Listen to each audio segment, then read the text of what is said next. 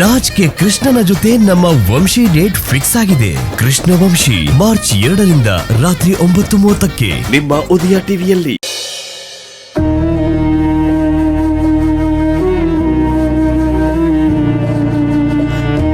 ಏನು ಹಾಗೆ ನೋಡ್ತಿದ್ದೀರಿ?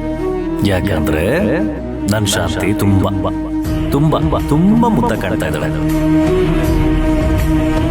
ಸೊ ಈಗ ಆಫೀಸ್ ಕೆಲಸಕ್ಕೆ ಮಂತ್ರ ಅಗತ್ಯಕ್ಕಿಂತ ನಮ್ ರಾಗ ಭವಿಷ್ಯಕ್ಕೋಸ್ಕರ ಅವಳ ಅವಶ್ಯಕತೆ ತುಂಬಾ ಇದೆ. ನೋಡಿದ್ರೆ ಅರ್ಚನಾ, ನೀವಿದ್ದೀರಾ ಅಂತ ಹಿಂಗ್ ಓವರಾಗಿ ಆಡ್ತಿದ್ದಾರೆ. ಇವ್ರೆಂತ ರಸಿಕ ಅಂತ ನನಗ್ ಗೊತ್ತು. ನನ್ ಗಂಡ ನನ್ ಕಿಸ್ ಮಾಡಿ ತಪ್ಪ. ನೀನ್ ಯಾಕೆ ನಮ್ ಸುಶಾಂತಪ್ಪನ ಮದ್ವೆ ಆಗ್ಬಾರ್ದು ಅಂತ ಇದ್ದಕ್ಕಿದ್ದ ಹಾಗೆ ರತ್ನಮ್ಮ ಯಾಕೆ ಹೀಗೆ ಕೇಳಿದ್ರು? ಈ ಮನೇಲಿ ಮತ್ತೆ ನಾನು ಸುಶಾಂತ್ ಹೆಂಡತಿಯಾಗಿ ಬರೋದಕ್ಕೆ ಸಾಧ್ಯನೇ ಇಲ್ಲ. ಹಾಗಂತ ರಾಘವ್ನ ಮಂತ್ರನ ಹತ್ರ ಬಿಟ್ಟು ಹೋಗೋದಿಕ್ಕೂ ಆಗಲ್ಲ. ಏನ್ ಮಾಡ್ಲಿ ಒಂದು ಅರ್ಥ ಆಗ್ತಿಲ್ವೇ?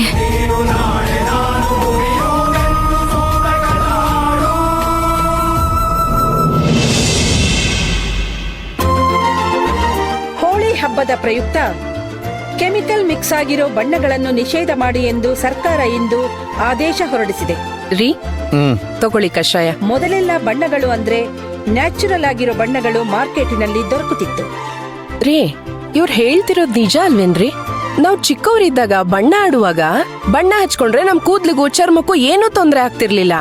ಆದ್ರೆ ಈಗ ಹಚ್ಕೊಂಡಿರೋ ಬಣ್ಣನ ಉಜ್ಜಿ ತೆಗಿಯಕ್ಕೆ 3 ದಿನ ಬೇಕು. ಸುಮಾ, ನಾವು ಚಿಕ್ಕವರಿದ್ದಾಗ ನಾವೆಲ್ಲ ಬಣ್ಣ ಆಡದ್ವಿ?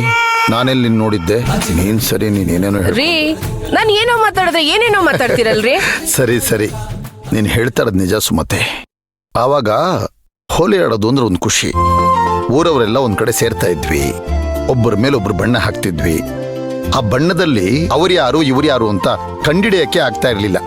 ಅದೊಂಥರ ಸುಖನೇ ಬೇರೆ. ಹೌದು ರೀ. ಆದ್ರೆ ಈಗ ನೋಡಿ, ಎಲ್ರೂ ಒಟ್ಟಿಗೆ ಇರ್ತೀವಿ, ಎಲ್ರೂ ಒಂದೊಂದ್ ರೂಮಲ್ಲಿ ಇರ್ತೀವಿ, ಒಬ್ರಿಗೊಬ್ರು ಬಣ್ಣನೇ ಹಾಕಲ್ಲ.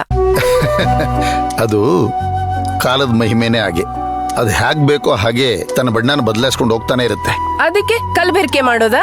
ಕಲ್ಬೆರ್ಕೆ ಮಾಡಿದ್ರೆ ಬಣ್ಣಗಳೇ ಬದಲಾಗಿ ಹೋಗುತ್ತಲ್ವೇನ್ರಿ? ನೀನ್ ಸರಿ ಸುಮತಿ, ಮನುಷ್ಯರೇ ಬದಲಾಗ್ತಾರೆ, ಇನ್ ಬಣ್ಣಗಳು ಬದಲಾಗಲ್ವಾ?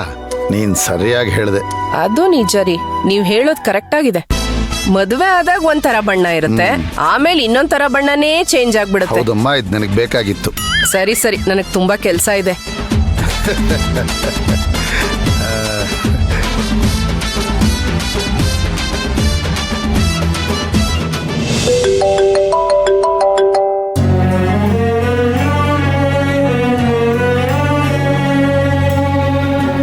ಹಲೋ ಅಣ್ಣ. ಅಮ್ಮ, ಕಂದ, ಬಿಜಿ ಇದೀಯಾ? ಬಿಸಿ ಅಲ್ಲ, ಏನೂ ಇಲ್ಲ, ಹೇಳೋಣ. ನೀನ್ ಯಾಕೆ ಆತರ ಕೇಳ್ತಿದ್ಯಾ? ಏನಿಲ್ಲ, ನನ್ ತಂಗಿ ದೊಡ್ಡ ಆಫೀಸ್ಗೆ ಬಾಸ್ ಅಲ್ವಾ, ಫ್ರೀ ಆಗಿದ್ರೆ ಮಾತಾಡೋಣ ಅಂತ ಪರ್ಮಿಷನ್ ಕೇಳ್ತಾ ಇದ್ದೀನಿ. ಅಣ್ಣ, ಏನಿದು ಹುಡುಗಾಟ? ಊಟ ಮಾಡಿದ್ಯಾ ಕಂದ? ನಿಮ್ಮ ಅತ್ತಿಗೆ ಮೀನ್ ಸಾರು ಮಾಡಿ ಇಟ್ಟಿದ್ದಾಳೆ ಕಣಮ್ಮ. ನೀನು ಮೀನ್ ಸಾರು ಊಟ ಮಾಡಕ್ ಬರ್ತೀಯಾ? ಒಂದ್ ಗಳಿಗೆ ಬಂದೋದ್ರೆ ಚೆನ್ನಾಗಿರುತ್ತೆ ಕಣಮ್ಮ. ಅಣ್ಣ, ನಂದು ಊಟ ಆಯ್ತು. ನಿಂದು ಊಟ ಆಗೋಯ್ತಾ? ಏನ್ ನಿಂದು ಊಟ ಆಗಿಲ್ವಾ? ನೀನ್ ಸರಿಯಾಗಿ ಕೇಳಿದೆ ಕಣಮ್ಮ. ದೇವ್ರೇ ಅಣ್ಣ, ಏನಣ್ಣ ನೀನು? ಚಿಕ್ಕ ಮಗುನ ನೀನು? ಸುಮ್ನೆ ಊಟ ಮಾಡದ್ಬಿಟ್ಟು ಯಾವಾಗ ನೋಡಿದ್ರು ನನ್ಗೋಸ್ಕರ ವೇಟ್ ಮಾಡ್ತಿರ್ತೀಯ ನೀನು? ಅದಲ್ಲ, ಮೀನ್ ಸಾರು ನಿನ್ ಬಿಟ್ಟು ನಾ ತಿಂತಿನ ಕಂದ. ಒಂದ್ ಕೆಲ್ಸ ಮಾಡಮ್ಮ, ನೀನ್ ಬೆಳಗ್ಗೆ ಬೇಗ ಬಂದ್ಬಿಡು. ನಿಮ್ ಅತ್ತಿಗೆಗಳಿಗೆ ಇಡ್ಲಿ ಗುಣೆ ಹಾಕಿರ್ತೀವಿ. ಬೆಳಗ್ಗೆ ಮೀನ್ ಸಾರು ಇಡ್ಲಿ ಕಾಂಬಿನೇಷನ್ ತುಂಬಾ ಚೆನ್ನಾಗಿರುತ್ತೆ. ನನ್ನಪ್ಪ ಇಟ್ಕೊಂಡು ಇನ್ನೊಂದ್ಸಲ ಮೀನ್ ತಿನ್ಬೇಕು ಅನ್ಕೊಂಡಿದ್ಯಾ?